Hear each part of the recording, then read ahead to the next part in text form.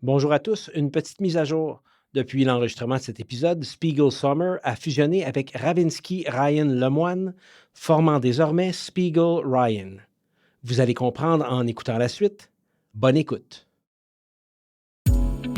Du studio Léo Laporte, je suis Hugo Martin en compagnie de notre recherchiste Sandrine Raymond pour un nouvel épisode de Questions de preuve, un balado sur le droit et la justice, par et pour les juristes, dont les objectifs sont de faire avancer la pratique du droit et de favoriser l'accès à la justice. Eh bien, la réforme du droit de la famille vise à moderniser une législation qui n'a pas suivi l'évolution sociétale des structures familiales et les avancées technologiques. Bonjour Hugo! Récemment, des dispositions concernant les mères porteuses sont entrées en vigueur. Et pour nous en parler aujourd'hui, nous avons le plaisir de recevoir Maître Caroline Booth, avocate chez Spiegel Summer, qui est en studio avec moi aujourd'hui. Bonjour Caroline. Bonjour à vous tous. Merci de m'avoir accueilli. Je suis tellement ravie d'être ici avec vous. Ça nous fait vraiment plaisir de t'avoir avec nous. Sandrine, peux-tu nous en dire un peu plus sur Caroline? Oui. Caroline est une avocate plaidante en droit de la fertilité et en droit civil avec une expérience en litige commercial. Elle a rejoint Spiegel Summer en 2021. Dotée d'un fort sens de la justice dès son jeune âge, elle se distingue par sa créativité, sa persuasion et son talent pour la rédaction juridique. Elle a rédigé plusieurs articles de blog pour rendre les concepts juridiques accessibles aux non-juristes. Caroline a plaidé devant diverses cours au Québec. Elle est également lauréate de la bourse Brenda Gowers pour le leadership féministe en 2016. Sa pratique juridique inclut notamment le droit de la fertilité, les contrats et la responsabilité civile. Tout d'abord, est-ce que ça serait possible d'en savoir un peu plus sur ton parcours? Certainement. Donc, quand j'ai commencé comme stagiaire et étudiante en droit, j'ai pratiqué en droit de la personne. Je travaillais avec maître Julius Gray pendant plusieurs années. Il est formidable comme avocat, il est tellement intelligent. Puis après, quand j'ai été assermentée, je commençais à travailler chez Spiegel Summer comme avocate plaidante. J'avais fait un bac en travail social, ensuite mon bac en droit, en même temps avec une maîtrise en travail social. Et après ça, j'ai fait des recherches concernant la gestation pour autrui et les réglementations au Canada et ici au Québec. Et auparavant, il n'y en avait pas tant que ça. Et j'ai voulu poursuivre ce chemin-là. Donc maintenant, chez Spiegel Summer, j'ai l'occasion de faire droit civil, droit familial et droit de la fertilité. Est-ce que tu dirais que c'est ton background en travailleur social ou en droit qui te fait aimer ou approcher le sujet de la fertilité? Bien, je pense que c'est l'intersection des deux. Parce que c'est l'intersection qui m'intéresse, les personnes impliquées, les enjeux. Mais quand j'avais pris un cours en droit familial, je pense que j'étais dans ma 3e année, dans mon bac en droit, j'avais appris que les contrats pour les mères porteuses étaient illégaux ou nuls. Ouais. Et ça m'a étonnée. C'est à partir de ce moment-là que j'ai voulu poursuivre mes études dans ce domaine et écrire une thèse là-dessus parce que c'était juste impossible que c'était la réalité ici au Québec. On va donner l'occasion d'en parler aujourd'hui, Caroline. Donc, un background travailleur social, ta pratique de droit, le quotidien de Caroline Booth, ça ressemble à quoi? Bien, jamais 2 jours qui se ressemblent. Je vais souvent à la cour. J'ai des procès, j'ai des audiences, j'ai des interrogatoires hors cours. Donc, je suis soit en préparation de procès ou en interro, où je fais de la recherche, je prépare les opinions juridiques pour les clients. Donc, ça varie à chaque jour, ça dépend des clients. C'est stimulant et c'est intéressant et ça change beaucoup. Et tu trouves, oui, en effet, et tu trouves le temps de t'intéresser ou de plonger un peu plus dans la gestation pour autrui à temps perdu ou ça fait partie de ta pratique? Bien, ça fait pas partie de ma pratique. Les avocats avec qui je travaille comprennent que c'est quelque chose dont je suis vraiment passionnée. Donc, ils me donnent l'occasion de travailler là-dessus, de faire des présentations à l'interne ou participer à des conférences dans ma semaine quotidienne. La semaine passée, j'étais à Vancouver pour une conférence de 3 jours pour l'Association canadienne de fertilité et andrologie. C'était tellement de fun. Il y avait beaucoup de médecins, avocats, psychologues. Mais ils me donnent cette occasion de faire ça. Donc, je suis vraiment, vraiment chanceuse de travailler où je suis. Bravo, bravo, bravo. Bien, félicitations à Spiegel Summer aussi de permettre ce type de... Je pense qu'on peut parler de l'avancement aussi du droit. Là, je pense que c'est bien important. Sandrine, on a touché un petit peu, on en a parlé, mais de quoi est-ce qu'on va parler plus spécifiquement aujourd'hui? Oui, donc, Hugo, on l'a effleuré. Il y a beaucoup de changements dans les dernières années en droit de la famille. Mais spécifiquement, l'épisode d'aujourd'hui porte sur le nouveau cadre législatif concernant le projet parental pour autrui, la grossesse pour autrui. Comment est-ce qu'on structure notre conversation aujourd'hui? Donc, il y a 3 grandes lignes. Premièrement, on fait une brève mise en contexte. Deuxièmement, on présente le nouveau droit applicable pour la mère porteuse qui réside au Québec et celle qui réside hors Québec. Et puis, on discutera des enjeux. La partie favorite, parler un petit peu et creuser le cerveau de notre invité aujourd'hui. Sandrine, donc, au niveau de la mise en situation, avant de parler de la nouvelle loi, là, c'était quoi les enjeux, c'était quoi les problèmes de l'époque? Je pense qu'on peut l'appeler que c'était des problèmes. C'était pas exactement moderne, là, ce qu'on avait comme droit. Il faut savoir qu'à l'époque, la situation du Québec était vraiment différente. Donc, quand je réfère à l'époque, je parle de l'adoption du Code civil du Bas-Canada et son entrée en vigueur en 1866. Donc, à ce moment-là, il faut se mettre un petit peu en contexte sur le fait que la société a extrêmement évolué depuis cette époque. Lors de l'adoption du Code civil du Bas-Canada en 1866, le contexte social était beaucoup différent du contexte actuel. Effectivement, lorsqu'on regarde les grands progrès de la société, on peut voir qu'il y a une importante évolution. Donc, on peut regarder notamment le droit des femmes. Donc, à ce moment-là, les femmes étaient beaucoup plus portées à rester à la maison. Certaines ne détenaient pas de biens. Puis, il n'y avait pas nécessairement de possibilité non plus de se divorcer. Sauf que maintenant, les femmes ont beaucoup plus de droits qu'à ce moment-là. Et puis, il y en a beaucoup qui se retrouvent sur le marché du travail, si c'est pas la majorité des femmes qui sont sur le marché du travail. Et aujourd'hui, les femmes ont beaucoup plus de droits qu'avant. Mais ne sont pas nécessairement nommés ou spécifiés dans l'ancien Code civil du Québec. Et justement, quand tu parles de les droits sont différents, plus de droits, mais on parle aussi d'évolution socio-démographique un petit peu. Exactement. Ouais. Donc, on reconnaît une certaine égalité aux femmes qu'on ne reconnaissait pas vraiment en 1866. Par ailleurs, il y a aussi une reconnaissance des relations entre les personnes de même sexe. Donc, maintenant, c'est légal, on peut se marier. Par ailleurs, il y a aussi toute l'évolution en ce qui concerne le bien-être des enfants. Donc, il y a un accent qui est mis sur l'intérêt supérieur de l'enfant en matière de garde et d'accès. Puis, il y a aussi toute la question de la cohabitation. Donc, maintenant, il est possible de se divorcer, on peut se marier en union civile. Mais il y a un encore plus grand changement, en fait, ça vient aussi avec comment la société québécoise est, donc c'est particulier. Toute la question de l'union de fait, il y a de plus en plus de conjoints qui vivent en union de fait. Effectivement, en 2021, au Québec, 42% des couples étaient en union de fait. Moins de mariage, plus de divorces, nouvelle forme d'union, des enfants nés hors mariage, l'évolution de la science, fécondation in vitro, gestation pour autrui, on va parler de ça aujourd'hui. Donc, le droit de la famille doit s'adapter. Et je voulais mentionner quelque chose, c'est intéressant de savoir parce que maintenant, dans le droit qu'on a, les femmes ne sont pas considérées dans leur état civil. Donc, s'ils sont mariés ou pas mariés, ils sont considérés comme des parties égales dans la relation. Donc, ils ne sont pas liés uniquement à l'homme, dans quelque contexte que ce soit. Il n'y a plus de douce moitié. Oui, exact. Le mot famille aussi. Sandrine, une notion flexible que tu nous disais d'ailleurs dans tes recherches, consultations publiques qui ont été menées pour adapter justement le droit de la famille aux nouvelles réalités.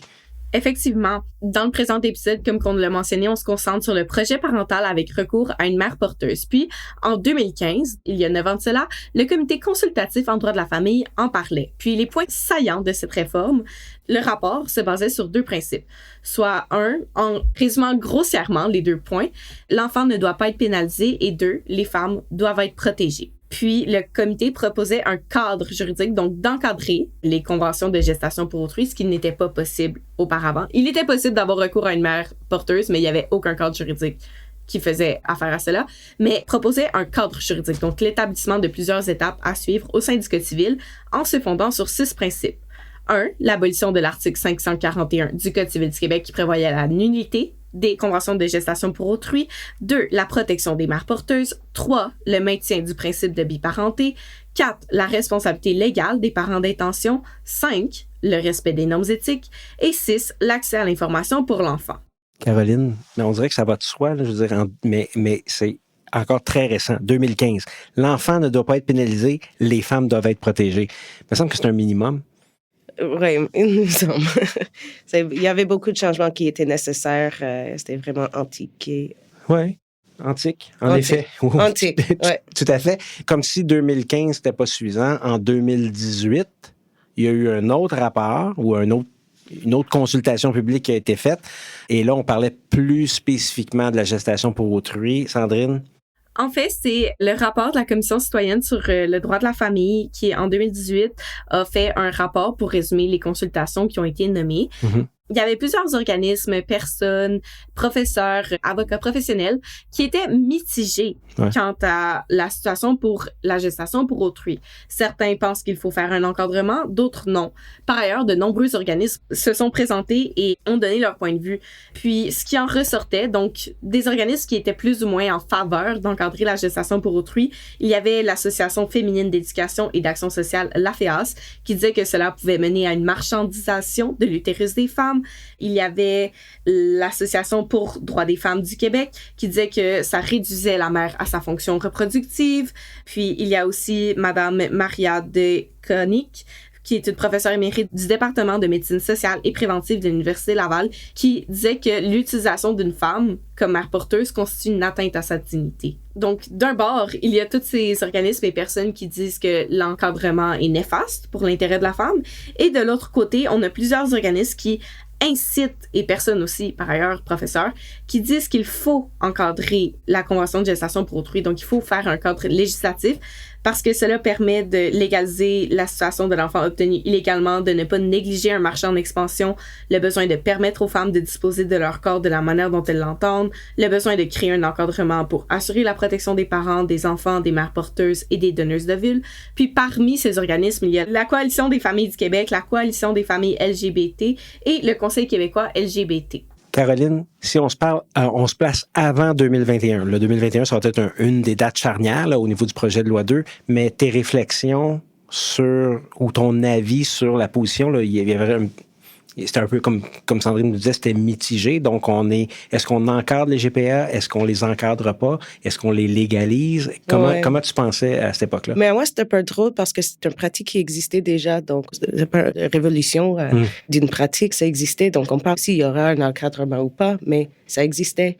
Donc, si ça existe déjà, ça vaut la peine d'avoir une loi pour réglementer qu'est-ce qu'on va faire et qu'est-ce qu'on va pas faire. Ça protège tout le monde, ça protège la mère porteuse, les parents d'intention et l'enfant. Ça fait aucun sens de ne pas avoir quelque chose en place pour protéger les droits de chacun de ces parties-là. Tout à fait. Ça existait quand même et 541 rendait illégal ou nul à sa face même, là, donc dès la formation de ce contrat-là, un contrat pour gestation pour autrui.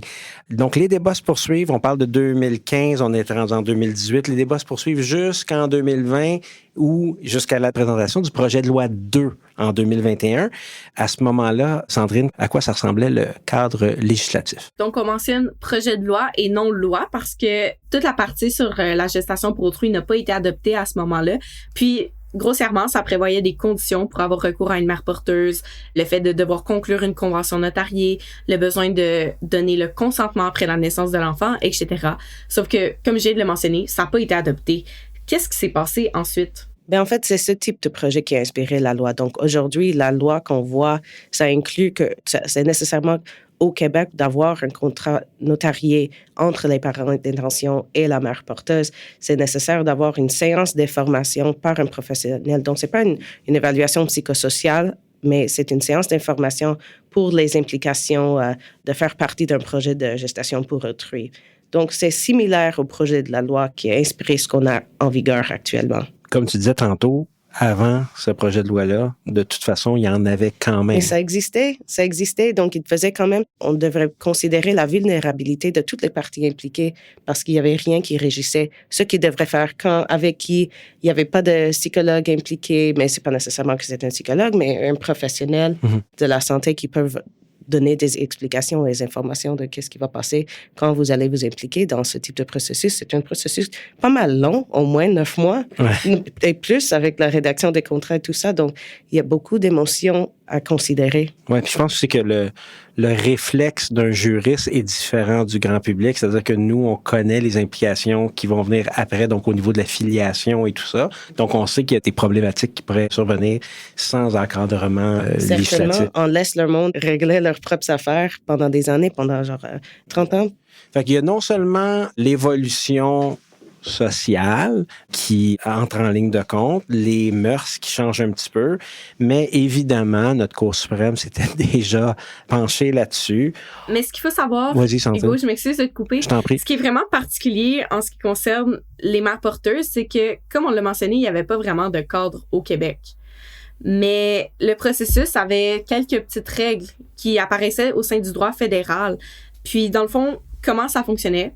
C'est que le processus était régi par le droit fédéral et le droit provincial venait encadrer au sein des provinces des dispositions spécifiques.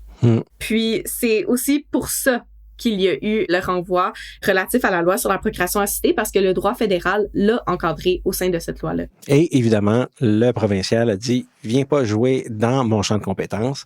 Et c'est ce qui est arrivé en 2010. Le renvoi relatif à la loi sur la procréation assistée, Cour suprême, donc la loi initialement était conçue comme portant la loi fédérale sur l'interdiction du clonage et de la commercialisation des éléments reproductifs et l'utilisation d'embryons in vitro sans consentement.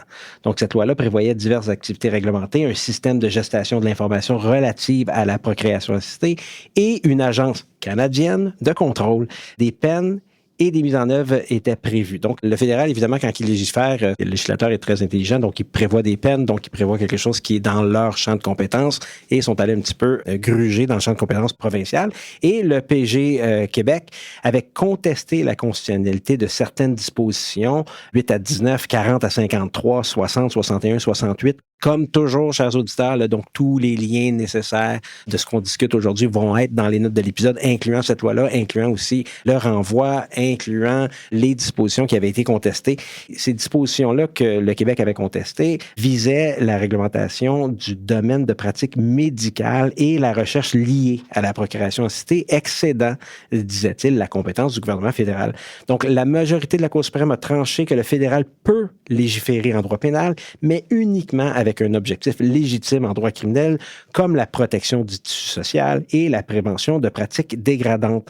Certains articles ont été confirmés quand même comme étant des règles valides de droit criminel, mais d'autres ont été invalidés puisqu'ils ne relevaient pas du droit criminel et sont de compétence provinciale. Mais tout ça est venu confirmer que la procréation assistée relevait du droit provincial, ce qui a ouvert la porte à la législation. Cela m'amène à poser la question suivante. On parle de procréation assistée et de mère porteuse. C'est quoi la distinction entre les deux? La procréation assistée, ça peut être autre type de technologie pour créer un enfant. Donc, on parle de la gestation pour autrui, on parle spécifiquement des personnes, des mères porteuses ou des personnes qui s'identifient comme des personnes qui vont amener l'enfant. Donc, ça serait possible de dire un peu que la procréation assistée, c'est plus large et ça englobe la grossesse pour autrui. Parce que ça peut porter à confusion quand on regarde les deux sans les distinguer. C'est un terme plus global. Donc, si on parle des lois ou des règlements, des services technologiques qui sont couverts par le RAMQ ou autres, on regarde en procréation médicalement assistée, mais à part la gestation pour autrui, c'est juste une petite partie de tout ça. Et on permet aux provinces de déterminer les incidences de la filiation. Et ça, c'est vraiment, ça fait partie des gros enjeux juridiques là, qu'on se posait. Donc, on a maintenant la gestation pour autrui qui est un des domaines de la procréation assistée. La procréation assistée englobe pas mal tout ce qui est aussi technologique, la fécondation in vitro, plein de choses qui sont en lien avec ça. Mais au niveau de la gestation pour autrui, le fonctionnement à l'époque, c'était quoi, Caroline? Mais le fonctionnement à l'époque, c'est que ce n'était pas régi par la loi du tout. Ça n'existait pas. Donc, s'il y avait un enfant qui était né par une mère porteuse, il y avait des détournements d'affaires pour reconnaître la filiation de cet enfant, mais ce n'était pas régi exactement dans la loi. Enfant né, faites cette demande à la cour, etc., etc. Et les avocats étaient vraiment créatifs à cette époque-là de comment faire reconnaître cet enfant, comment recevoir les assurances parentales, les pensions parentales pour les parents d'intention, qu'est-ce qui va arriver à la mère porteuse, qu'est-ce qu'elle a comme service du gouvernement, c'est elle qui a accouché, donc qu'est-ce qu'elle fait par la suite. L'adoption, ça a été une des techniques utilisées. Exact. Donc, quand on parle légalement de la filiation de l'enfant, initialement, les avocats ont utilisé le recours de faire une adoption pour l'enfant. Donc, avant de faire une adoption, il fallait faire un consentement de placement pour l'enfant. Donc, ça veut dire qu'on va placer l'enfant à vivre avec les parents d'intention et par la suite, après une phase d'essai, ils vont faire une demande auprès de la cour pour adopter l'enfant. Donc, ça, c'était par la loi, mais par la jurisprudence pendant une dizaine ou plus d'années. Mais par la suite, on utilisait, sans adoption, on faisait une reconnaissance ou une modification à la filiation. Donc, avant que les nouveaux règlements rentraient en vigueur, c'était cette reconnaissance soit pour un acte de naissance hors Québec ou hors Canada, de la reconnaître, ou s'il y avait la mère porteuse qui était sur l'acte de naissance, de faire une modification à cette filiation-là pour reconnaître uniquement les parents d'intention. Donc, enlever la mère porteuse et mettre les parents d'intention. C'est quand même très imaginatif, ça va bien. Mais ils étaient vraiment créatifs parce que quand on n'a pas de loi qui régit quoi faire, les avocats doivent inventer quelque chose. Donc, ils l'ont inventé. La Cour, il y avait des décisions que la Cour voulait soit rejeter l'idée de l'adoption, mais on doit toujours considérer l'intérêt de l'enfant. C'est pas les droits des parents d'avoir un enfant, d'amener un enfant dans la vie. C'est le droit de l'enfant. Le droit de l'enfant à quoi? À être bien élevé par ses parents, en fait. Mais juste avoir des recours, avoir quelqu'un qui va payer pour lui, prendre soin de lui. Établir la filiation de façon claire. De façon claire, pas juste en nom, mais en obligation. C'est les parents qui doivent prendre soin de l'enfant. Donc, on parle à l'article 122 du Code civil qui est toujours en vigueur. Tous les enfants dont la filiation est établie ont les mêmes droits et les mêmes obligations, quelles que soient les circonstances de leur naissance. Donc, pourquoi circonscrire les opportunités d'un enfant qui est né d'une mère porteuse, du seul fait qu'il est né d'une mère porteuse? C'est pas juste pour lui. Oui, 522 du Code civil du Québec qui prévoit à la fin de l'article, là, quelles que soient les circonstances de la naissance. Puis c'est ça qui est important. C'est maintenu, une bonne chose de fait que ce soit maintenu. Et l'adoption de la nouvelle loi change pas rien au niveau de l'intérêt de l'enfant. C'est qu'on facilite, entre guillemets, le processus, mais avec beaucoup de critères et évidemment des règlements qui vont être adoptés. Ceux qui m'écoutent un petit peu savent que légiférer par règlement, ça fait pas partie de mes choses favorites. Mais qu'est-ce que tu peux nous dire sur aujourd'hui, là, le fait que le 541 a été abrogé? Ben, ça ouvre la porte à avoir des conventions reconnues. Donc, pour la première fois, ça ne donne pas juste l'intérêt des parties, mais ça donne tous les critères que les parties devront suivre lors de leur relation. Donc, ça amène à avoir des discussions plus éclairées, de reconnaître les droits des mères porteuses, des parents d'intention de négocier leur contrat, d'expliquer ce qu'ils veulent faire, et aussi pour circonscrire ce qui est permis par la loi et ce qui n'est pas. Tu écrivais dans tes notes, que tu as partagé avec nous, la mère, c'est jamais un souci. On sait que la mère est toujours identifiée, mais là, dans ce cas-là, c'est rendu des mères porteuses. Qu'est-ce qu'il y en est spécifiquement de la mère porteuse et de ses droits à elle? La nouvelle loi nous dit que la mère porteuse a beaucoup d'indépendance dans ce processus. Elle a l'agence de dire oui ou dire non. Tout se concentre sur la mère porteuse donnant son consentement après la naissance de l'enfant.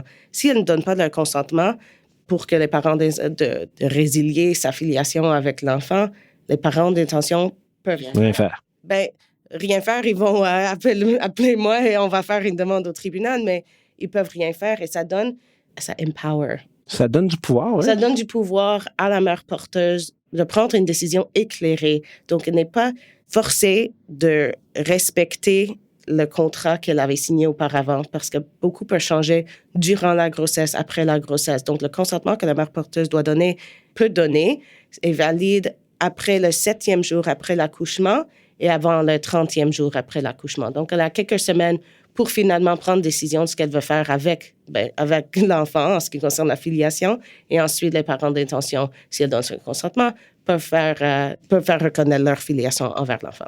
Sandrine, 38 articles, 541.1 à 541.37. Je te demanderai pas de les lire ou de les réciter durant le balado aujourd'hui, mais peux-tu nous en parler juste un petit peu, grosso modo, qu'est-ce qu'il y en est? Et ensuite de ça, là, on va commencer à parler à Caroline sur les définitions particulières. Exactement. Donc, ça se retrouve dans la sous-section 2 donc la section 3 qui s'intitule « L'affiliation des enfants issus d'une procréation impliquant la contribution d'un tiers ». Puis ça, ici, c'est dans le chapitre 2e, donc de l'affiliation de naissance, dans le titre 2e du livre de la famille du Code civil du Québec. Puis ça se divise en quelques sous-sections. Donc, premièrement, on a les dispositions générales qui prévoient la formation du projet, notamment la convention de grossesse pour autrui, la contribution à titre gratuit et plusieurs autres dispositions. Puis ensuite, on tombe dans la seconde section qui porte sur les enfants issus d'un projet parental dans le cadre duquel les parties à la convention sont domiciliées au Québec. Toutes les sections sont divisées en sous-sections en ce qui concerne les règles pour la convention lorsque les parties sont domiciliées au Québec. Puis on a la troisième sous-section qui prévoit les règles pour les enfants issus d'un projet parental dans le cadre duquel la femme ou la personne qui a donné naissance à l'enfant est domiciliée hors du Québec. Caroline, Donc, tu as réfléchi beaucoup à ça. On va partir à la base. Gestation pour autrui. La définition que tu peux nous partager, qui est peut-être pas nécessairement celle qui est citée ou définie à 541.1. Parle-nous-en un petit peu. Donc, la gestation pour autrui, c'est le processus par lequel une tierce personne, la personne portant l'enfant, aussi appelée la mère porteuse, porte un enfant pour une autre personne ou pour un couple appelé les parents d'intention. Donc, ça peut être une personne seule ou une couple. Les parents d'intention vont être les personnes qui deviendront des parents légaux pour l'enfant. Le 541.1. Le projet parental impliquant une grossesse pour autrui est formé dès lors qu'une personne seule ou des conjoints domiciliés au Québec ont décidé d'avoir un enfant, de recourir à une femme ou à une personne qui n'est pas partie du projet parental pour donner naissance à cet enfant. Le projet parental vise tous les enfants qui en sont issus et ne peut permettre de les dissocier. Je pense que c'est important de mentionner qu'on parle ici domiciliés au Québec. Si les parents d'intention ne sont pas domiciliés au Québec, le Québec n'a pas de juridiction de décider quoi faire pour ses parents d'intention. Si les parents d'intention habitent à Ontario, on va suivre les règlements à Ontario, l'enfant va vivre à Ontario, les parents d'intention vont faire leur demande ou quelques processus à Ontario pour reconnaître la filiation là. Donc, si le Québec va avoir la juridiction, il doit avoir les personnes impliquées ici. Donc, je pense que c'est un peu évident, mais on doit avoir une raison pourquoi la loi va intervenir. Tout à fait, oui, tout à fait. 541.2, alinéa 2, là, c'est intéressant de le citer aussi. Cette femme ou cette personne qui a accepté de donner naissance à l'enfant, si est une sœur, une ascendante ou une descendante de la personne seule ou du conjoint ayant formé le projet parental, il ne doit y avoir aucune combinaison de son matériel reproductif avec celui de sa fratrie, de son ascendant ou de son descendant.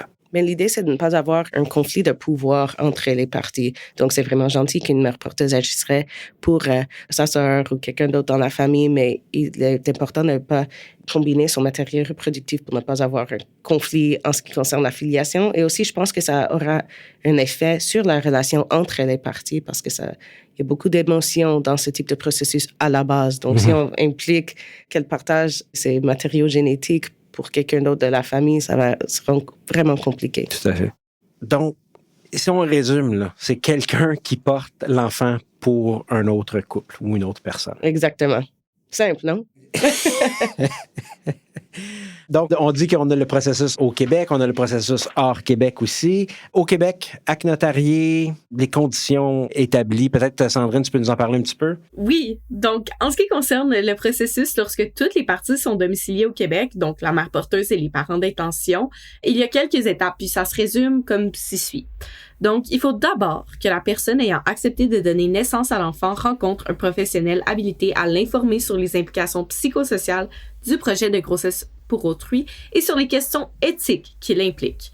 Le ou les parents ayant formé le projet parental doivent remplir la même obligation. Ça, c'est l'article 541.11 du Code civil. Ensuite, la seconde étape, les parties au projet d'intention et la personne ayant accepté de donner naissance à l'enfant doivent conclure une convention de grossesse pour autrui, un acte notarié. Tu l'as mentionné, Hugo, Caroline aussi. Puis ça, c'est en vertu de l'article 541.12. Le contenu de cette convention établit la nature des frais qui peuvent être payés ou remboursés, tel que le prévoit 541.13 du Code civil du Québec. Une fois que l'enfant est né, il est confié aux parents d'intention, à moins d'opposition de la personne qui donne naissance à l'enfant. Donc, la troisième étape, c'est que la personne, la mère porteuse, doit donner son consentement à ce que la filiation de l'enfant soit établie exclusivement à l'égard des parents d'intention après les 7 jours de la naissance de l'enfant, mais avant 30 jours suivant la naissance. Ça, c'est les articles 541.9 et 542.15 du Code civil du Québec. Lorsque les conditions permettant l'établissement légal de la filiation sont respectées, la filiation de l'enfant est réputée établie exclusivement à l'égard de la personne seule ou des deux conjoints qui ont formé le projet parental et la naissance sera déclarée au directeur de l'État civil conformément au Code civil du Québec. 541.16 du Code civil du Québec et puis ça renvoie aux articles 111 et suivants pour la déclaration de naissance, mais plus particulièrement les articles 113 et 113.1 qui portent sur la grossesse pour autrui. Puis il faut noter qu'il y a quelques petites exceptions au consentement dans des cas précis, donc que la mère porteuse n'a pas besoin de donner consentement à ce que la filiation de l'enfant soit établie à l'égard des parents d'intention. Donc, c'est lorsque la personne qui donne naissance disparaît avec celui-ci, notamment, c'est l'article 541.17 du Code civil du Québec. Lorsque la personne qui a donné naissance décède avant d'exprimer sa volonté, c'est les articles 541.18. Donc, ce sont ces articles-là et quelques autres articles suivants qui donnent des exceptions ou des règles particulières en ce qui concerne le consentement de la mère porteuse pour l'établissement de la filiation de l'enfant. Caroline, on essaie de tout prévoir. On se souvient aussi que la mère porteuse doit avoir 21 ans. Oui, nécessairement. 21 ans. Au niveau des étapes, ça fonctionne comment? Comme je veux dire, étape par étape. On a le 9 mois, là, mais si on revient là, au début du projet parental, comment ça fonctionne? Exact. Donc, on doit commencer avec les parents d'intention et la mère porteuse séparément. Ben, ils vont se rencontrer à un moment. Ils vont décider j'espère, d'entrer dans ce projet ensemble. Ensuite, ils devront parler à un professionnel de la santé. On parle soit d'un psychologue, un travailleur social, un thérapeute conjugal et familial, un sexologue ou une sage-femme pour comprendre les enjeux, pour participer dans ce type de processus-là. Et ensuite, ils recevront une autorisation de cette professionnelle disant qu'ils ont participé. Ils vont faire une convention notariée. Donc, ça veut dire qu'ils vont recourir à un notaire pour préparer quelque chose. Le notaire va expliquer exactement ce qui est dans la convention. Tout le monde doit comprendre. Ils auront l'occasion de poser des questions, même à recourir à d'autres avocats pour recevoir des avis ou des conseils s'ils ont besoin.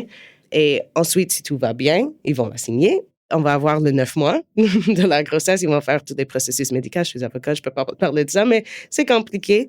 Il va avoir tous les tests auparavant pour vérifier si la mère porteuse peut porter l'enfant. Donc, si médicalement, elle passe tous ces tests-là. Si tout est beau, ils vont faire les implantations de l'embryon. Et ensuite, après que la mère porteuse donne naissance à l'enfant, on attend voir si elle va donner son consentement. Si elle donne son consentement, c'est facile. On va faire une déclaration de naissance avec les noms des parents d'intention. J'adore. Au Québec. J'adore. C'est facile. Si tout va bien. Va bien. 541.9, le consentement doit être en français ou avec une traduction officielle là, au Québec, là, rendu ici. Consentement exprès, le lien de filiation n'est jamais réputé avoir existé. Là. Donc, il faut vraiment que ce soit un consentement actif qui soit fait. Le lien de filiation envers... Les parents d'intention seulement. Les parents d'intention seulement. Consentement par acte notarié ou par acte du soutien privé, entente écrite, 2 témoins. Oui, donc un acte du soutien privé, c'est un terme légal pour dire une entente écrite, mais devant témoin. Donc, si ce n'est pas notarié, si la mère porteuse ne va pas se rendre au notaire pour rédiger ou pour signer quelque chose, parce que devant le notaire, ça devra être en personne nécessairement. On ne peut pas le faire au virtuel, c'est pas comme durant la COVID. Donc, si elle ne veut pas faire ça, elle peut faire une entente écrite avant des témoins. Les témoins ne devront pas être impliqués dans ce processus de GPA du tout. OK. Ils doivent être des personnes indépendantes.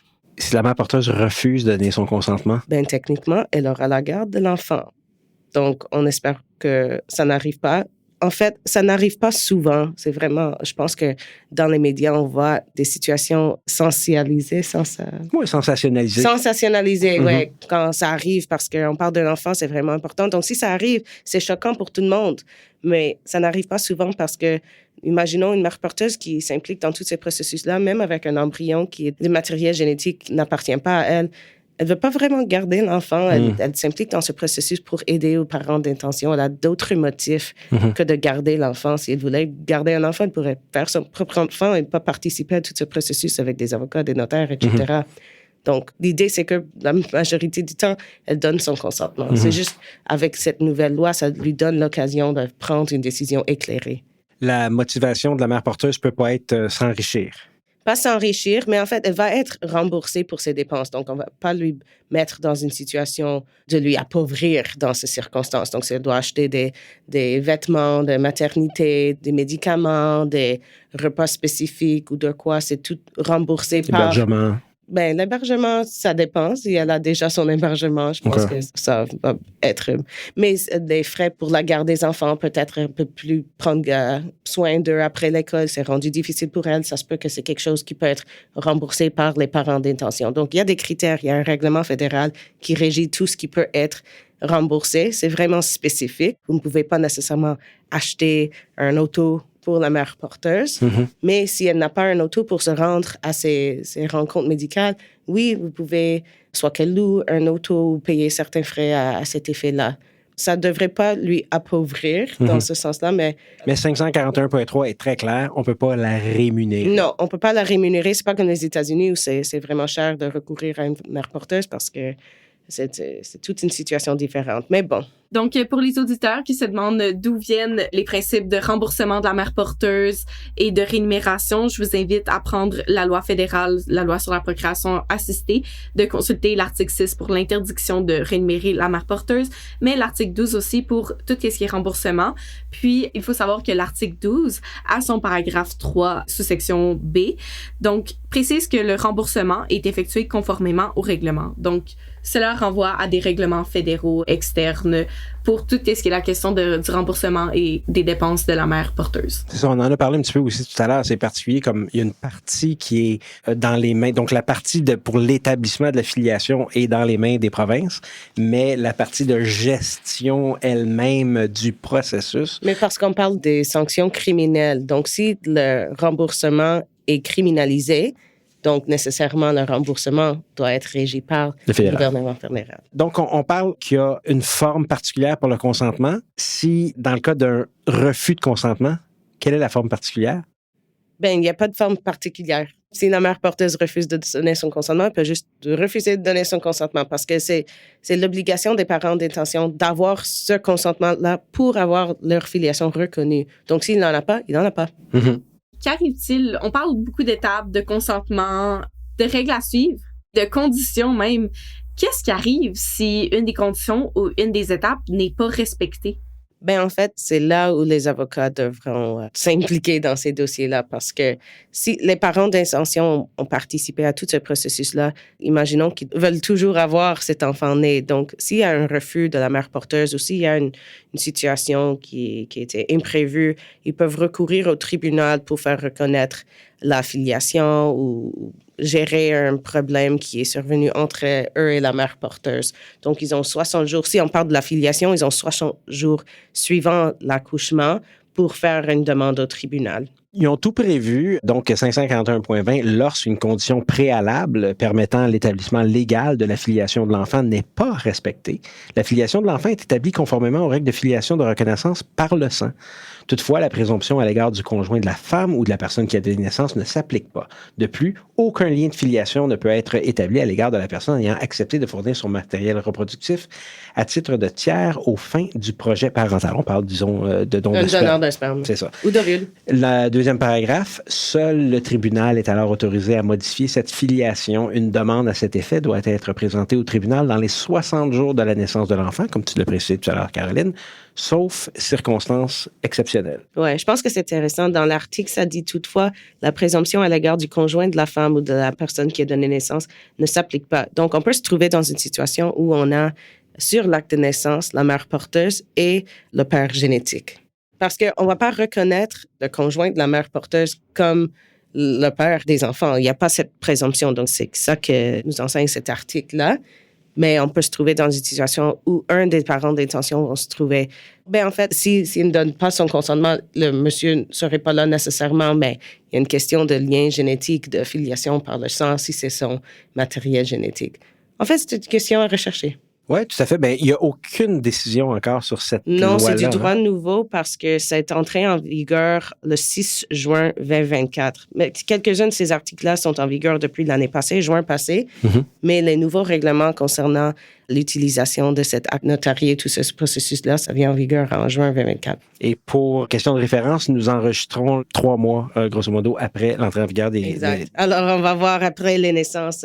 On parle des naissances des enfants qui... La conception physique de l'enfant était après le 6 juin. Donc, on va avoir des enfants qui ont été... L'implantation a eu lieu avant le 6 juin, donc ils sont régis par la loi antérieure. Nous nous trouvons dans des situations où actuellement, on a 2 chemins de loi à poursuivre dans les cours. Donc, soit un enfant qui a été conçu après le 6 juin et avant. Dans les 9 mois ensuite qui vont venir, ça va être intéressant pour voir le jugement. Mars 2025. Exact. Puis, ce qui est vraiment particulier aussi du projet de loi 12, c'est que non seulement il y avait des dispositions qui entraient en vigueur le 6 juin 2025. 24. Oui, je me suis trompée avec juin 2025 et le projet de loi 56, pardon.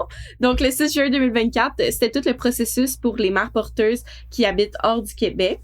Mais ce qu'il faut savoir, c'est qu'il y a aussi tout l'article 542 points. Tous les petits points vont rentrer en vigueur le 6 juin 2025. Puis c'est plusieurs questions en lien avec les règles de communication et de renseignements personnels et de documents relatifs à la procréation d'un enfant impliquant la contribution d'un tiers. C'est pas l'objet du présent balado, mais c'est important de rester à l'affût de ces règles. Puis par ailleurs, en ce qui concerne les dispositions qui sont entrées en vigueur en juin 2024, bien c'est tout le processus pour l'enfant qui est né d'une mère porteuse qui habite hors du Québec. Sauf que comment est-ce que ça fonctionne? Je pense qu'il y a des étapes différentes que pour le processus qui est entré en vigueur en mars 2024 pour la mère qui habite au Québec et les parents d'intention, évidemment, habitent aussi au Québec. Donc, comment est-ce que ça fonctionne? C'est quoi les différences lorsque la mère porteuse réside hors Québec?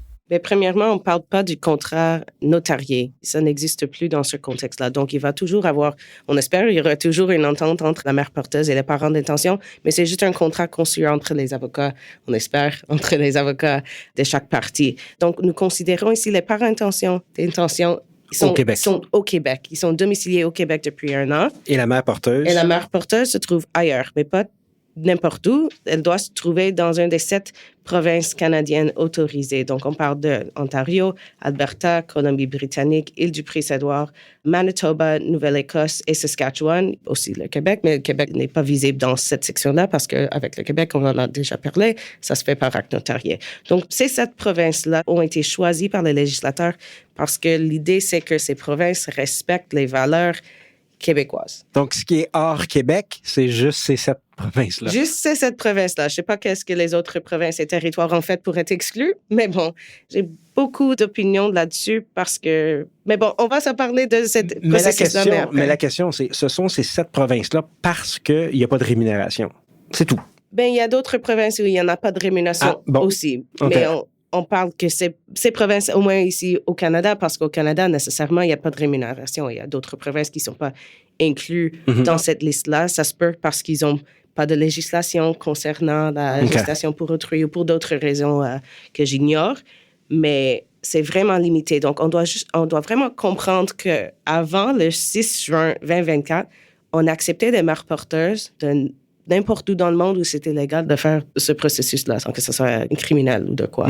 Je vais revenir à l'article 522 du Code civil parce qu'on parle, tous les enfants dont la filiation est établie ont les mêmes droits et les mêmes obligations, quelles que soient les circonstances de leur naissance. Donc, pourquoi la province d'où vient la mère porteuse ou l'enfant va peut-être naître a un impact sur ces droits? Ça a aucun Parce que rapport. ces circonstances ont supposé de ne pas avoir aucun impact, donc ça fait... Oui, j'avais pas pensé à ça, mais tu as raison. Non, mais aussi, on a un article de droit nouveau, l'article 522.1. La filiation d'un enfant se prouve par son acte de naissance, quelle que soit la façon dont elle est établie. Donc, comment est-ce qu'on peut considérer ces 7 provinces-là et l'acte de naissance? Si l'acte de naissance est un acte de naissance, c'est un acte juridique, un acte authentique ou semi-authentique, on se trouve où si un enfant a un acte de naissance de Texas, de Californie? Comment on peut exclure cet enfant d'être reconnu ici au Québec? Bien, une des façons qu'ils vont faire pour l'exclure, c'est qu'ils n'auront pas l'autorisation préalable du ministère de la Santé et des Services sociaux. Exact. Bon, je m'excuse, j'ai tellement de problèmes avec cet article-là. Tu me permets de faire un segue de toute façon. Donc, les étapes sont les suivantes. Le respect des règles générales. Donc, il faut quand même que la mère porteuse ait 21 ans. Ça fait quand même du sens au niveau, si on peut dire, sociétal. Et on garde les mêmes règles qu'on avait pour le Québec. Exactement. Contrat, il faut un contrat, mais qui, dans ce cas-là, ne sera pas notarié. Tu l'as déjà prévu. Il faut une autorisation préalable du ministère de la Santé et des Services sociaux. On parle de l'implication du gouvernement dans vos affaires privées, nécessairement. Donc, il faut faire... Ce contrat, ça doit être soumis au ministère de la Santé et des Services sociaux pour une approbation. Donc, c'est eux qui vont passer à travers à chaque ligne de ce contrat pour vérifier est-ce que c'est d'un consentement, est-ce que c'est une clause légale. Est-ce que ça respecte les valeurs du Québec? Oui, exact. Est-ce que ça respecte les valeurs du Québec? Mais même si c'est convenu entre les parties, c'est un contrat privé, vous pouvez conclure ce que vous voulez, mais le gouvernement va s'impliquer et s'insérer dans cette discussion pour dire ça n'a pas d'effet, ça n'a pas d'effet, ça, oui, nous approuvons cette clause-là et ça n'a pas. Donc, eux, ils ont ce pouvoir de soit accepter la convention en tant que tel, soit l'accepter avec des modifications ou accepter, mais noter que certaines clauses ne seront pas acceptées ou en vigueur. Puis pour ceux qui nous écoutent et qui n'ont pas lu la loi, là, c'est prévu directement. Il faut une autorisation ministérielle, 541.32. Exactement. Mais on parle même avec les provinces du Canada, on ne parle pas des pays ailleurs. Mais bon. On parle de nos 7 partenaires.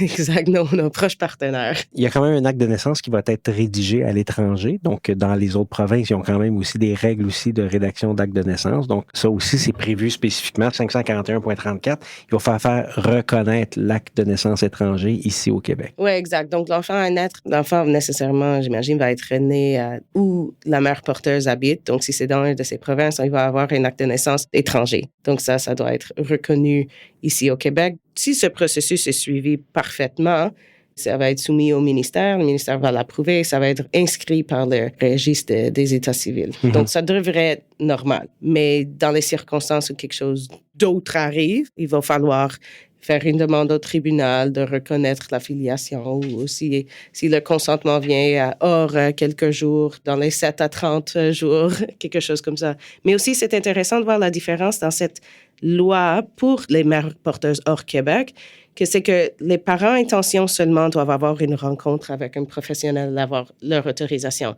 Donc même, à mon avis, je pense que ça serait important que la mère porteuse participe aussi à cette session d'information, mais on ne l'oblige pas à le faire.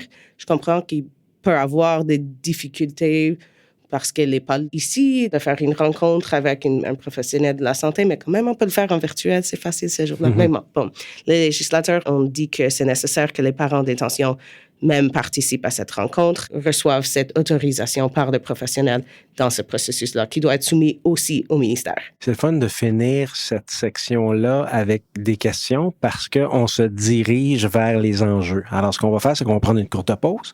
Je vous rappelle que nous sommes en compagnie de Maître Caroline Booth de Spiegel Summer et nous parlons du projet parental de grossesse pour autrui. Sandrine, notre recherchiste qui est avec nous en direct de Gatineau, qui a aussi préparé le synopsis de l'épisode, nous amène à discuter des enjeux en lien avec le nouveau droit applicable à ces projets parentaux.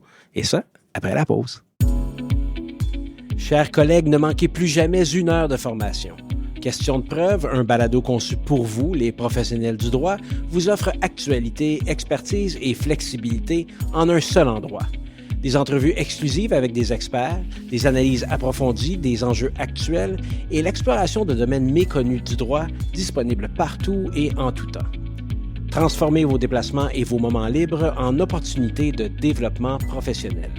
Enrichissez vos connaissances et remplissez vos obligations de formation avec Question de preuve, la formation continue qui vous accompagne. Que ce soit pour 1 heure, 5 ou 10, ou pour toutes vos heures de formation, nous avons plusieurs forfaits qui s'offrent à vous. Abonnez-vous dès aujourd'hui sur questiondepreuve.ca.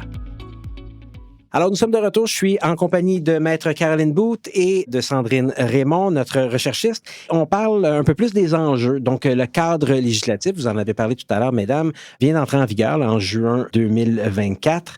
Il y a des enjeux qui persistent. Il y a des distinctions entre le projet de loi 2 et le projet de loi 12. Si on regarde les distinctions ou qu'est-ce que tu veux nous amener, Caroline, à discuter particulièrement là, sur les enjeux, est-ce que ce cadre législatif-là protège les mères porteuses? Bonne question. En fait, la réponse devrait être oui. Ça protège les mères porteuses parce qu'auparavant, il n'y avait pas de protection du tout.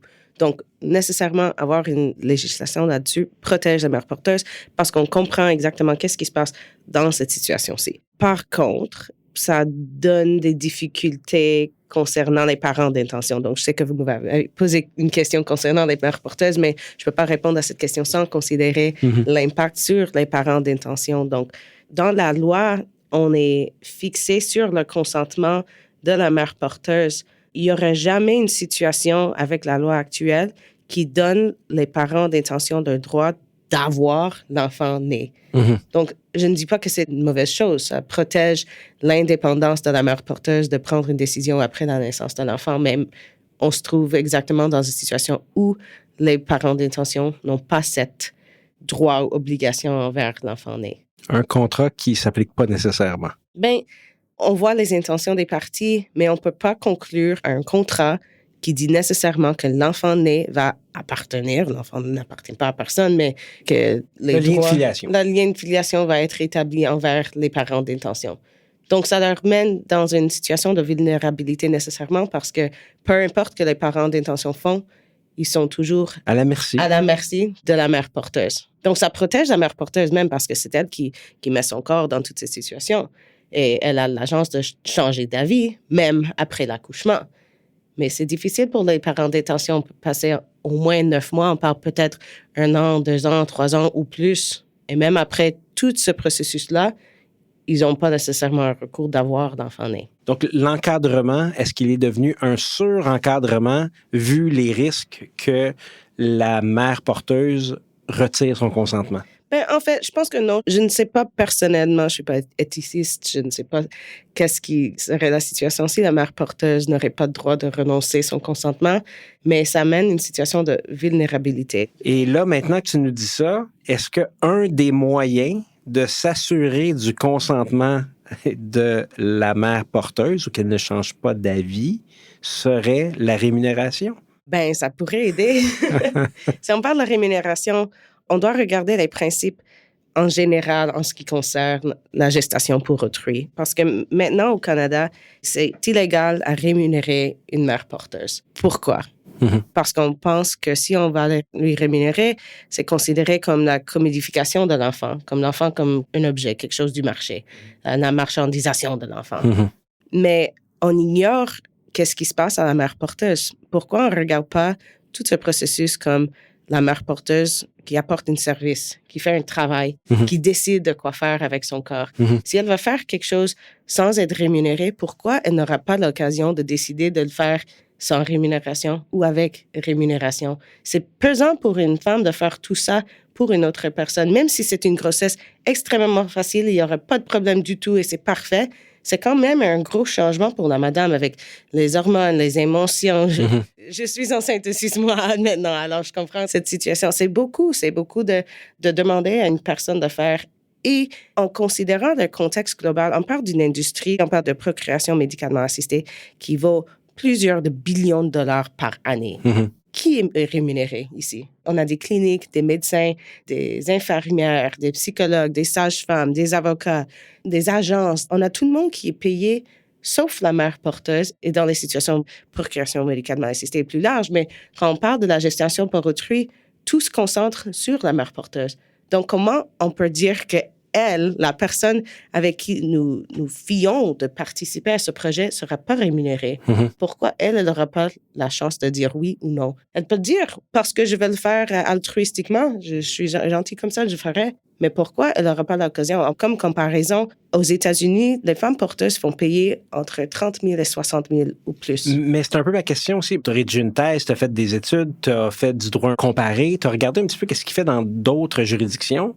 Et dans les juridictions où les femmes sont payées, est-ce qu'il y a des problèmes particuliers qui surviennent, qui ont fait dire aux législateurs, nous, on ne veut pas reproduire ça ici, donc c'est pour ça qu'on les paye pas? Ben, pas nécessairement, non. On voit pas souvent que la mère porteuse veut garder l'enfant. On voit pas de problème nécessairement avec la rémunération, même avec les montants d'argent pour un demi en fidéicommis avec le notaire. C'est vraiment simple de faire comme ça. Aujourd'hui, au Canada, nous retrouvons avec quelques problèmes en ce qui concerne le remboursement. Des fois. Mais c'est juste ça. On parle de petite une dispute entre les parties. On ne parle pas de gros problèmes. Je ne pense pas qu'on va se trouver avec une situation où la mère porteuse refuse de donner son consentement à la filiation des parents d'intention parce qu'elle n'aurait été pas payée. Et je pense que les parents d'intention vont payer. S'ils ont les fonds de le faire, ils pourront le faire. Je ne suis pas sûr si tu as répondu à mon interrogation que je me disais, est-ce que, là je te parle peut-être un peu comme avocat de commercial, mais qui dirait, mais si on paye quelqu'un, on vient de rajouter une étape au consentement actif. Vous voulez dire que si on paye, est-ce qu'elle donne son consentement éclairé de participer? Ouais. Ben moi, je dirais que ça donne une incentive de participer. Ah oui, je suis d'accord avec toi. Ouais. Je le dis pas à l'inverse. Okay. Je le dis vraiment, et si on paye quelqu'un et quelqu'un est prêt à recevoir l'argent, c'est un consentement clair. Là, c'est pas non plus pour moi de dire, ah ben là, je veux plus l'argent, je vais garder l'enfant. Je dis non, il y a un...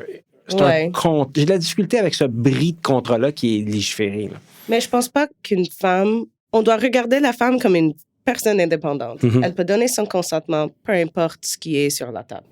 Donc, si elle donne son consentement pour participer à ce processus-là, pourquoi est-ce que l'argent aurait fait un changement? Je comprends si peut-être on parle d'une situation où on a une personne qui est sur le bien-être social, qui a nécessairement besoin de l'argent, elle est prise dans une situation où c'est soit faire la gestation pour être rémunérée ou soit être appauvrie, souvent. Si nous ne nous trouvons pas dans cette situation, même dans ce contexte, je pense que même on peut donner la... Je pense que oui, c'est quand même un marché, les Mais mères porteuses. C'est un marché existant. Je pense qu'il y a des concepts féministes qui sont vraiment intégrés dans cette conception de ne pas payer la femme. Donc, on parle de la femme comme personne nurturing, nurturante. La femme qui fait des choses parce que c'est dans son âme, c'est dans la biologie de la femme, d'amener les enfants, d'être enceinte, de faire ces choses-là. Nous, comme une société, je devrais dire patriarcale, on regarde la femme comme personne qui ne devrait pas être considérée comme personne indépendante de ces aspects féminines-là. Et ça doit être décortiqué parce que madame, la femme aura la chance de faire ce qu'elle veut, devrait avoir, de faire ce qu'elle veut avec son corps. Si elle décide d'être rémunérée, si c'est éclairé, comprend les enjeux, elle devra avoir l'occasion de décider comme elle veut. Je pense que c'est comme infantiliser un petit peu la mère porteuse en disant que, mais si on vous donne l'argent, vous n'allez pas prendre une décision éclairée. Comment ça? Comment dans d'autres situations commerciales, autres dans la vie, on peut avoir la confiance que la personne qui prend une décision éclairée si elle est rémunérée? Moi, j'ai pris un poste comme avocate. Oui, rémunère. Il me rémunère. Est-ce que je suis persuadée par mon salaire? Oui, nécessairement. Ça fait partie de tout ce que mon employeur m'offre. Mais je prends une décision éclairée à cet égard. Je pense que c'est difficile de séparer la femme de son corps. Et il y a des thèmes patriarcaux dans cette philosophie-là qu'on doit vraiment considérer. Et avant qu'on fait ça, je pense qu'on est toujours behind the times. Oui, je pense que tu as raison aussi. Puis je m'aperçois quand je lis nos guides, disons, pour la section enjeux de cet épisode-là, que c'est extrêmement difficile pour nous de dissocier chacun des éléments. Je voulais te poser, comment ce nouveau cadre protège les mères porteuses? Puis là, tu m'en as parlé un petit peu, puis là, tu as dit, oui, mais il faut faire attention, il y a aussi les parents d'intention. Et là, on a parlé un petit peu de la rémunération, mais il y a aussi la protection des parents d'intention. Je ne suis pas trop certain s'ils sont vraiment protégés. Je comprends que le contrat peut les soulager, mais sans vraiment savoir, et ça doit être terrible quand l'enfant naît, qu'il y a un délai qui leur reste encore à passer. Et si on va encore plus loin, puis je pense que Sandrine, tu en as parlé tout à l'heure, pendant la pause, qu'est-ce qu'il y en est de l'enfant? Est-ce que lui, l'enfant est protégé? Est-ce que l'enfant devient une commodité dans le processus? On ne peut pas dissocier rien de tout ça. Si on commençait, disons, par la protection des parents d'intention, est-ce qu'ils sont protégés par la nouvelle loi? À moi, oui. Okay. Je pense que c'est clair pour toutes les parties avec ce système-là, qu'est-ce qui va arriver. Je vais juste ajouter, quand l'enfant est né, l'enfant va vivre avec les parents d'intention. Donc, la mère porteuse peut changer son avis et ne pas donner son consentement, mais après la naissance, le processus normal, tant que madame ne s'objecte pas, c'est que l'enfant va vivre avec les parents d'intention. Donc, c'est clair pour toutes les parties impliquées, qu'est-ce qui va arriver après la naissance et avant la naissance. Tout le monde est informé avant de s'impliquer dans tout ce processus-là. Donc, dans cet aspect-là, je pense que toutes les parties sont protégées et tout le monde a les intérêts de l'enfant en tête. En ce qui concerne les parents d'intention, avec ces nouveaux changements, ils sont vulnérables à l'effet que, hors Québec, on exclut de la majorité des mères porteuses disponibles pour les parents d'intention. Si on parle de 7 provinces qui sont aussi en compétition avec tous les parents d'intention des autres provinces au Canada, on exclut toutes les mères porteuses aux États-Unis, toutes les mères porteuses en Europe ou tous les autres pays. Il y a beaucoup de personnes qui veulent être mères porteuses, mais quand on parle de non-rémunération, le nombre de personnes qui veulent faire est beaucoup plus moins. Et si on parle de limiter avec ces 7 provinces-là, c'est autant plus limité que ça. Donc, oui, ils sont protégés, ils ne sont pas rassurés parce qu'ils ont des personnes qui sont sur ces listes d'attente avec les agences. On n'a pas d'agence au Québec, mais dans les autres provinces, il y a des agences qui qui donnent des plateformes pour rencontrer des mères porteuses. Donc, ils ne peuvent pas être payés les agences pour faire cette connexion-là, mais ils créent des réseaux pour que les mères porteuses... C'est comme le Facebook, comme un Tinder des mères porteuses, un petit peu. Mais ça limite beaucoup les options des parents d'intention. Donc oui, ils sont protégés, mais c'est quoi leur coût à cet effet-là?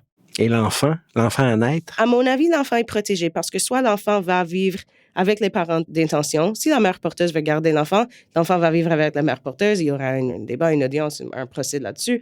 Et si personne veut garder l'enfant va être pris par le DPJ, la Direction de la protection de la jeunesse. Donc, on ne veut pas envisager cette situation, mais au moins, il y a des règlements et des lois qui visent qu'est-ce qui peut arriver si tout le monde change d'avis à la dernière minute. Auparavant, il n'y avait pas ça. Et même avec les règlements, l'enfant ne va pas nécessairement être avec la DPJ toute sa vie. Il peut être avec les personnes nommées par les parents d'intention ou par la mère porteuse, dépendamment de la situation. Mais bon, au moins, on a un cadre pour que l'enfant ne va pas être toute seule dans le monde.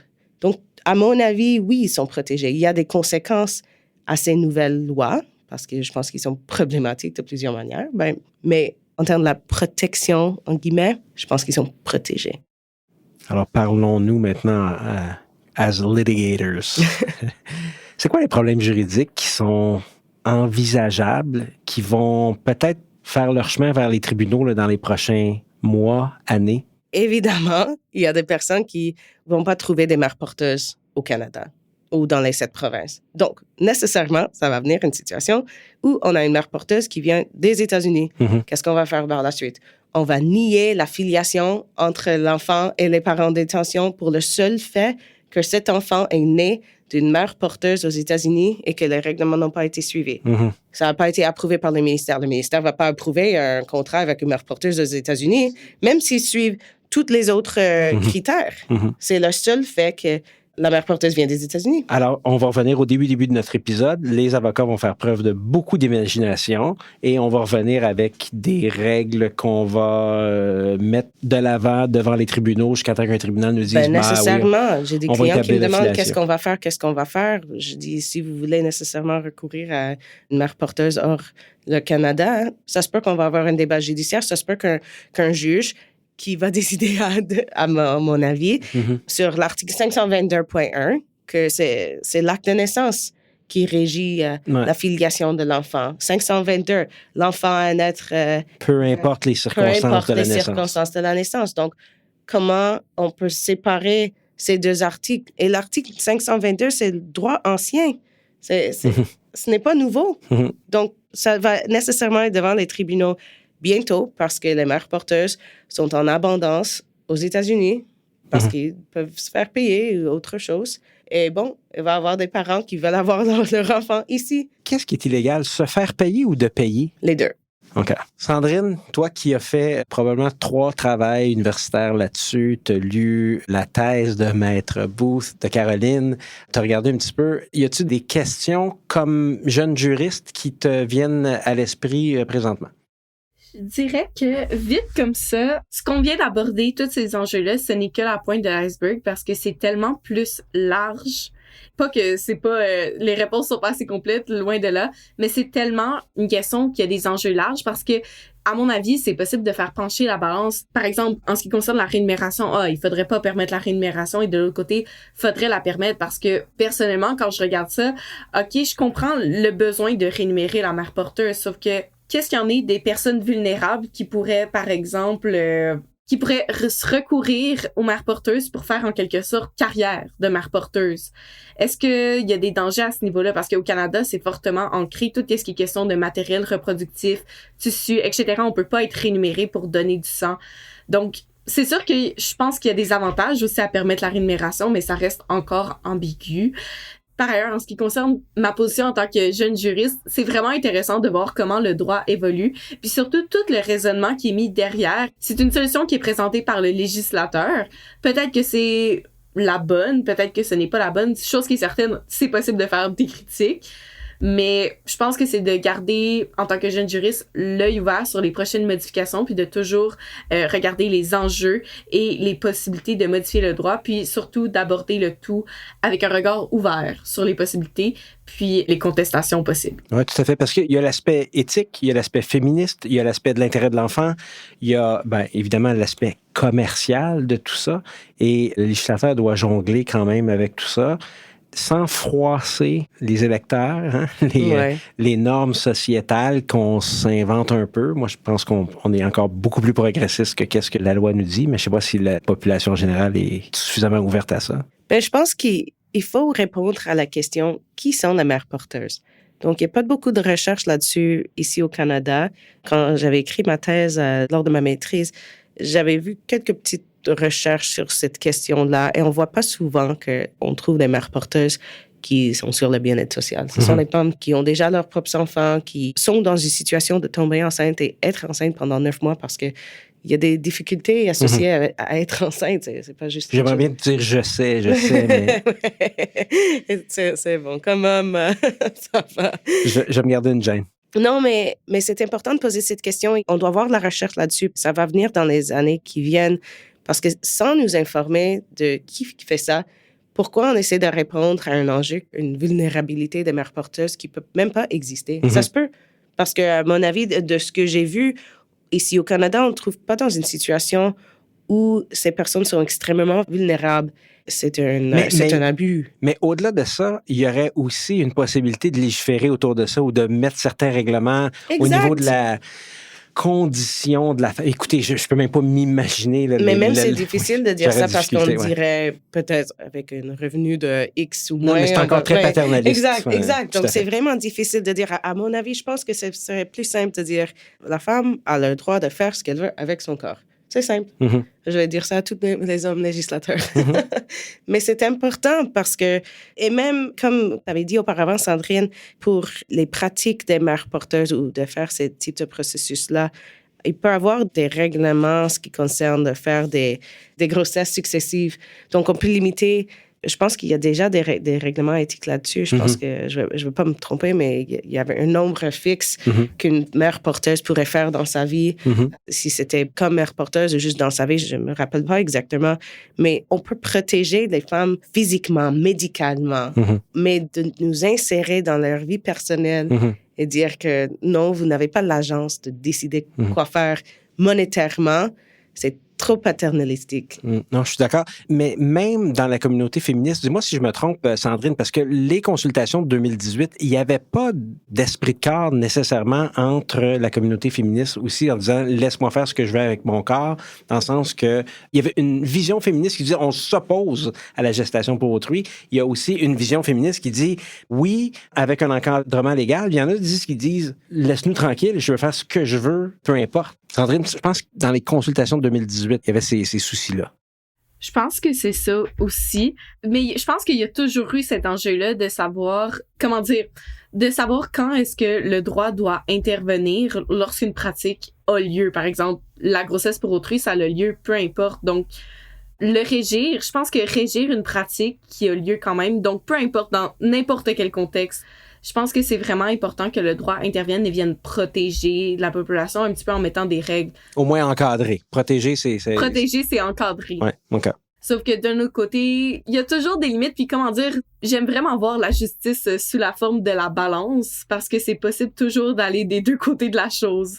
Et je dirais qu'il n'y aura jamais toutes les féministes qui seront d'accord avec un seul point. Donc, on ne peut pas les mettre tous dans une boîte, dire que c'est ça la perspective féministe. Donc, on va avoir 100 perspectives féministes.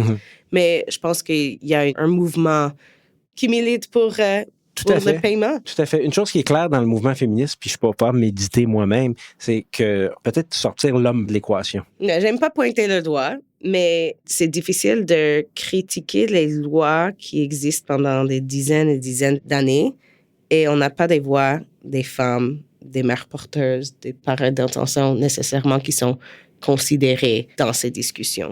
Ça n'a même pas été soulevé, le concept de paiement, mais je comprends que c'était un débat provincial. Mais au fédéral, ça devrait être abordé. La loi sur la procréation assistée, ça date depuis 2004. Ça fait 20 ans. On ne peut pas dire que la société n'a pas évolué en 20 ans, le droit des femmes en 20 ans. Donc, on est dû pour des changements. C'est une bonne façon de clore le sujet principal. Merci beaucoup, Caroline. Merci à vous. Merci, Sandrine. Très beau synopsis que tu as préparé. Maintenant, je t'invite, Caroline, c'est tout le temps la section où nos invités sont les plus nerveux, hein, le fameux outil du praticien. Comme praticienne du droit, moi, j'aime bien demander aux invités qu'est-ce qui est un incontournable dans leur vie professionnelle, quelque chose qu'ils ne peuvent pas vivre sans ou pratiquer sans, que ce soit un ouvrage, un item, un outil particulier que tu dis, ben moi, Hugo et Sandrine et chers auditeurs, sans ça, je peux pas pratiquer. Je sentirais qu'il me manquerait quelque chose dans ma pratique. Puis des fois, ça devient des suggestions pour d'autres juristes. Oui, c'est difficile. Il y a beaucoup à considérer, mais dans la vie, comme je pratique en litige, il faut vraiment se séparer des émotions de nos clients. Il ne faut pas leur prendre comme nos propres émotions. Et c'est vraiment difficile. J'ai pratiqué en litige familial pendant quelques années. Maintenant, j'essaie de faire une petite transition vers le droit de la fertilité, non nécessairement les divorces et tout ça. Mais c'est vraiment difficile d'être une avocate, une advocate. Oui, vas-y. Mais je ne sais pas où tu t'en vas. OK, ouais, d'être un advocate pour vos clients quand tu es tellement impliqué dans leurs propres émotions. Je peux pas. Je comprends ce que tu dis. Ouais, je peux pas venir chez moi à chaque soir et être malheureuse parce que j'ai des situations horribles qui se passaient à mes clients parce que je travaille en litige. C'est pas du fun. C'est difficile. Tu gagnes, tu perds. Et les dossiers, c'est pas comme le droit corporatif ou commercial. Ce sont des incorporations ou des amalgamations. Ce sont des choses à célébrer. Quand on vient à un avocat en litige, quelque chose de mauvais est survenu. Puis c'est quoi le truc? Il faut détacher. Et c'est difficile. Je ne le dis pas comme je suis parfaite et je le fais à chaque jour, au quotidien, mais c'est quelque chose que je garde en esprit à chaque jour. Quand je rentre chez moi, je dois séparer ce qui est arrivé à mes clients. Parce que même, il y a des fois que des clients se trouvent dans des situations et ils vous approchent après que tout c'est produit. À ce stade-là, je ne peux pas changer le passé. Je peux juste continuer, faire le litige, préparer, monter mon dossier, faire ce que je peux. Mais je ne peux pas être triste pour la situation parce que, premièrement, je ne l'ai pas créé moi-même. Et deux, ça ne va pas bénéficier les clients. Je dois être la personne impartiale pour eux. Tu l'as un peu dit, c'est le dossier de ton client. Oui, c'est le dossier de mon client. Je l'ai dit souvent dans les dossiers, quand je travaillais en divorce, j'ai les avocats qui me criaient après. J'ai dit aux avocats, on ne se divorce pas, nous. On sommes des avocats. On ne se divorce pas. Alors, pourquoi est-ce qu'on se chicane? Ça n'a pas rapport.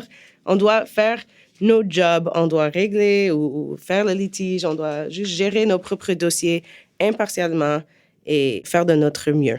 Oui, c'est vraiment intéressant. Personnellement, j'ai fait un stage en chambre de jeunesse et un juge m'a dit que lui, comment qu'il voyait ça, c'est des tiroirs dans son cerveau. Donc, quand il voit un cas, hop, dans un tiroir, dans un cerveau, puis il referme le tiroir. Donc, quand il est à la maison, les tiroirs sont fermés. Quand il est au bureau, il ouvre les tiroirs. Ouais, c'est vraiment difficile. Je dis que ça arrive que je retourne chez moi et je suis peut-être épuisée ou triste ou quelqu'un avait dit quelque chose qui est resté avec moi. Donc, au moins, si ça va t'affecter, parce que ça va t'affecter quand même, au moins de le reconnaître, partager avec ta famille, ton conjoint ou de ce qui est arrivé en gros ligne pour qu'il comprenne d'où tu te situes émotionnellement. Ça, c'est la pratique de travailleuse sociale. Ça s'appelle location sociale. Où est-ce que je me situe aujourd'hui, à la fin de la journée? Qu'est-ce que j'apporte à la maison comme émotion? C'est vraiment difficile de compartimentaliser tout ce qui arrive dans la vie. Mais au moins, de faire un effort. Et si l'effort ne réussit pas, d'être transparent avec les personnes qui sont autour de toi. C'est intéressant ce que tu dis, Caroline, et c'est intéressant aussi, Sandrine, ce que tu viens de dire avec l'expérience d'un juge que tu nous as donné, parce qu'on, souvent, comme praticien, on y pense pas non plus. On pense vraiment, nous, notre bagage émotionnel, mais il y a quand même aussi les juges qui doivent dealer tous les jours à prendre une décision en sachant souvent qu'il y a une situation qui est probablement socialement très, très, très difficile pour l'une des deux parties. Mais légalement parlant, il faut qu'ils jugent, puis il faut qu'ils décident. Puis ça doit pas être aussi, ça doit pas être facile non plus pour les On oublie que les juges sont des personnes. C'est ça. Je vois mal comment ils arrivent à compartimenter comme il t'a dit avec les tiroirs, mais bravo s'il est capable. J'aime bien quand j'ai demandé à Caroline comment tu y arrives. Ben, il faut le faire. Il faut faire. Je le fais pas toujours, mais il faut faire. Ça conclut notre épisode. Merci, Caroline Booth. Merci à vous. C'était vraiment de fun. Merci à vous. Sandrine. Bien, merci à toi, Hugo, et merci, Caroline. Afin de conclure l'épisode, qu'est-ce qui s'en vient pour toi, Caroline? Je vais continuer à faire mes recherches sur la fertilité, à encourager les gens d'apprendre de plus sur ce sujet-là. Avec deux de mes collègues, Maître Marie-Christine Sicard et Maître Charlotte de G-Chambonnet, on va faire une formation continue pour les avocats ou pour le public en général concernant les nouveaux règlements et les lois québécoises. C'est sur le site web du Barreau du Québec. Donc, c'est avec le Barreau du Québec, en fait, en partenariat avec eux, qu'on fait cette formation, 1h30 de formation continue pour les avocats à mettre dans leur banque. Je vais continuer à faire mes blogs, à partager les informations parce que c'est vraiment important que la loi soit intelligible. C'est intéressant ce que tu nous as dit, Caroline. Et d'ailleurs, ce qu'on va faire, c'est qu'on va mettre un lien sur ton blog aussi, sur le blog de Spiegel Summer, sur le site de l'épisode.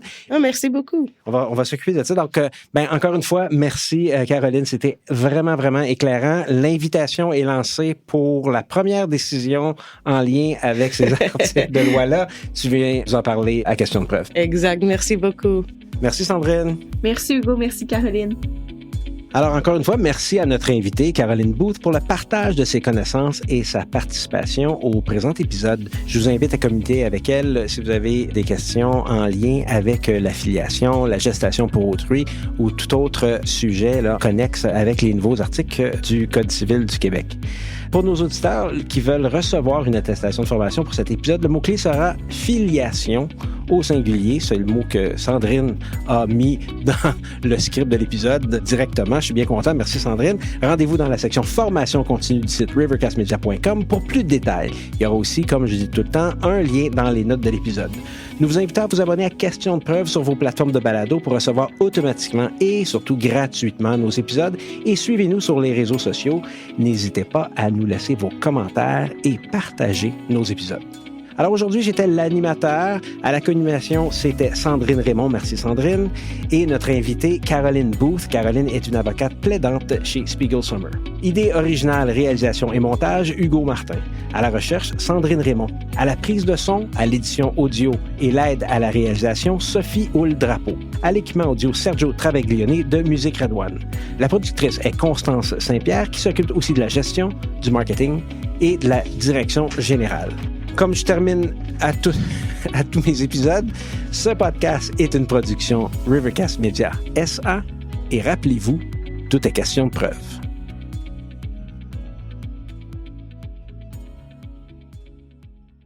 Vous êtes curieux de comprendre les enjeux qui façonnent l'avenir de Montréal? Eh bien, découvrez S'entretenir, le balado de la Chambre de commerce du Montréal métropolitain, animé par Jessica Bouchard, vice-présidente Affaires publiques et économiques et initiatives d'impact à la CCMM. S'entretenir, c'est un balado qui explore les défis et opportunités liés à la transition vers une économie verte à Montréal. Les secteurs clés comme l'aviation durable, la gastronomie responsable, l'énergie propre et les cosmétiques sont mis de l'avant. Alors, je vous invite à vous abonner à S'entretenir sur votre plateforme de balado-diffusion préférée et pour plus d'informations, visitez le site web de la CCMM au www.ccmm.ca.